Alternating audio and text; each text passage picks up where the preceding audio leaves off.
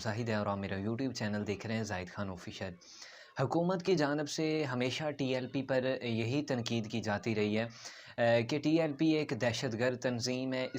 इसको भारत की जानब से फ़ंडिंग होती है और इसको बैरूनी ताकतें सपोर्ट कर रही हैं। ये एक दहशतगर्द और जत्थे हैं जो एक ग्रोह की शक्ल के अंदर रियासत को आकर ब्लैकमेल करते हैं। ये बयानात हुकूमत की जानब से अक्सर दिए जाते हैं और इसके अंदर सबसे ज़्यादा जो मेन रोल अदा करते हैं वो फवाद चौधरी साहब करते हैं। हालिया दिनों के अंदर फवाद चौधरी साहब ने जब साद रिजवी साहब की रिहाई हुई, इसके ऊपर उन्होंने एक बहुत बड़ा बयान दिया और उन्होंने ये कहा कि टीएलपी के सामने रियासत को घुटने टेकने पड़े, टीएलपी जीत गई और रियासत हार गई। ये उन्होंने बयान दिया। ये याद रखिएगा कि यही जो आजकल हुकूमत के अंदर लोग हैं, ये अक्सर आपने देखा होगा कि कभी ये नून लीग को कह रहे होते हैं कि आप लोग दहशतगर्द हैं। नून लीग को फंडिंग होती है इंडिया से, भारत के साथ इनका अटैचमेंट है और मोदी और नवाज शरीफ आपस के अंदर भाई भाई हैं। ये हुकूमत की जानब से बयान दिए जाते हैं। और इसी तरह मुस्लिम लीग नून की जानब से ये कहा जाता है कि जी इमरान खान ने कश्मीर का सौदा कर दिया, इमरान खान ने कश्मीर को बेच दिया, मोदी को इसने बेच दिया, ये सब कुछ कर दिया। इसी तरह नून लीग, इनके ऊपर और भी जितनी भी सियासी जमातें हैं वो एक दूसरे को ऊपर गद्दारी के और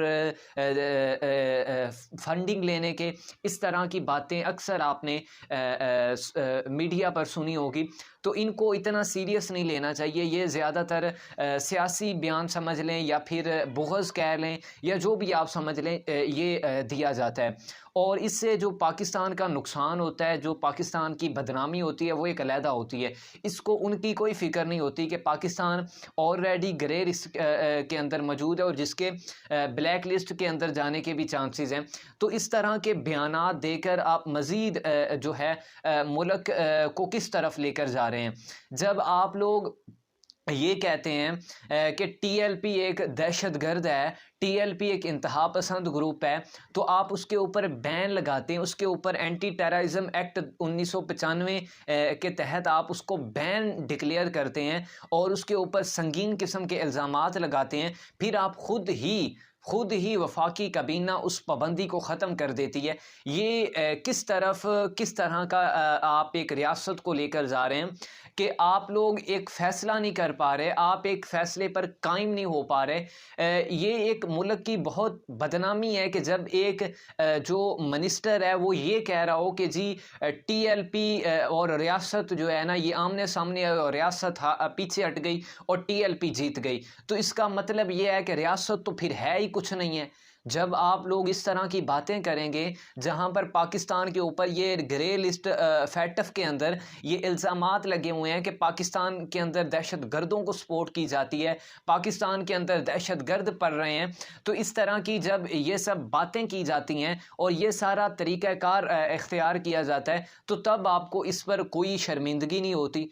और इसी तरह आपने ये बयानात दिए कि फ़ंडिंग होती है टीएलपी को इंडिया से या अमेरिका से या किसी और मुल्क से। तो भाई आप इस वक्त गवर्नमेंट के अंदर हैं, सारे इदारे आपके कंट्रोल के अंदर हैं, तो आप कहें ना इन्वेस्टिगेशन करें टीएलपी के ख़िलाफ़। अगर आपके पास कोई सबूत हैं, कोई हक़ाइक़ हैं, तो उनको आप सामने लेकर आए ना, ताकि हम भी ये देखें कि वाकई टीएलपी को फंडिंग होती है। क्योंकि आपके पास इदारे हैं, अगर आपने उनको बैन करना ही है, अगर वो दहशतगर्द ही हैं, तो फिर आप उसके प्रूफ लाएं और प्रूफ इलेक्शन कमीशन के इकट्ठे करें और उसके बाद जो इख्तियार किसी भी पॉलिटिकल पार्टी को बैन करने का होता है वो तो इलेक्शन कमीशन के पास होता है। तो फिर आप उस रास्ते को क्यों नहीं इख्तियार करते? सिर्फ आप बयानबाजी करते हैं, सिर्फ आप लोगों के सामने हक़ाइक़ को क्यों छुपा कर पेश करते हैं? आपको चाहिए, अगर एक पॉलिटिकल पार्टी है जो पंजाब की एक तीसरी बड़ी सियासी जमात है, तो आप उसको बजाय तस्लीम करने के आप उसको इस तरह का ग्रुप साबित करने की कोशिश कर रहे हैं कि ताकि इससे लोग पीछे हट जाएं। याद रखिएगा कि जब भी किसी भी पार्टी के ऊपर, किसी भी तंजीम के ऊपर पाबंदी लगा दी जाती है, वो जमात से लोग पीछे हटना शुरू हो जाते हैं, उस जमात को छोड़ना तक आ जाते हैं। उस जमात के को छोड़ने के लिए स्टाम्प पेपर पर लिख दिया जाता है कि हमारा इस तंजीम, इस कलअदम तहरीक के साथ कोई ताल्लुक नहीं है। लेकिन हमने हालिया दिनों के अंदर देखा कि जब टीएलपी को बैन किया गया तो टीएलपी को जितना दबाने की कोशिश की गई वो मज़ीद ऊपर आए। जब एक बैन ऑर्गेनाइजेशन हो वो आकर एहतजाज करे और पूरे उसका जो मार्च है वो इस्लामाबाद की तरफ जाए और पाकिस्तान के कोई रियासती इदारे रोक ना सकें, तो आपने ये कहा कि जी टीएलपी ने पुलिस वालों को शहीद किया है, टीएलपी के लोग इंतहा पसंद हैं। तो भाई टीएलपी के अगर लोग इंतहा पसंद हैं तो उनके बयानात आप सामने लाएं ना, जो उन्होंने दिए हों भी, ये कर दें, वो कर दें और ये कर दें, और आप टीएलपी को टीटीपी के साथ मिलाने की कोशिश करें। ये बात दुरुस्त नहीं है। अगर आप लोग ये समझते हैं कि पुलिस वाले शहीद हुए हैं तो याद रखिएगा कि 50 लोग टीएलपी के भी शहीद हुए हैं। ये टीएलपी का दावा है कि टीएलपी के 50 लोग शहीद हुए हैं इस एहतजाजों के अंदर। ये एक अप्रैल वाला एहतजाज जो अब एक मार्च था, इसके अंदर इन दोनों के अंदर 50 लोग शहीद हुए हैं। ये टीएलपी का दावा है। और जो हुकूमत का दावा है कि जी पुलिस वाले शहीद हुए हैं, वो हुकूमत का दावा है। लेकिन आप एक ऐसे जगह पर आकर लोगों को तसादम की तरफ लेकर जाएंगे जब आप अपनी आम शहरियों के सामने रेंजर को खड़ा कर देंगे, तो इसी तरह के माहौल पैदा होते हैं ना। पुलिस के पास तो आंसू गैस और तेज़ाब और पानी फेंकने के होता है ना, लेकिन रेंजर के पास इस तरह का कुछ नहीं होता। रेंजर सीधी गोलियां चलाती है। तो जब गोलियां चलेंगी और उधर से जब आप उनको गोलियां मारेंगे, उनके लोग शहीद होंगे, उधर से जब पथराव होगा तो इधर भी लोग शहीद होंगे, तो तसादम होगा। और ये एक मैं आपको बात बता दूं कि ये जो तसादीम और ये धरना और ये मार्च और ये सब किस बात पर हुए? इसी बात पर हुए कि गवर्नमेंट ने एक एग्रीमेंट किया। जब अल्लामा खादिम रिजवी मरहूम जब ज़िंदा थे तो उस वक़्त वो इस्लामाबाद के अंदर पहुँचे और इस्लामाबाद फैज़ाबाद के मुकाम पर हुकूमत और टीएलपी के दरमियान मुज़ाकरात हुए। उस वक़्त मीडिया को बिल्कुल ब्लैकआउट किया गया और उसके तहत एक मुआहिदा हुआ जो जिस मुआहिदे के अंदर ये बात लिखी गई थी कि फ्रांसीसी सफ़ीर को हुकूमत निकालेगी और फ्रांस की अशिया को बाइकाट किया जाएगा और जो टीएलपी के जितने भी कारकुनान गिरफ्तार किए गए हैं उनको रिहा किया जाएगा और 4th शेड्यूल को ख़त्म किया जाएगा।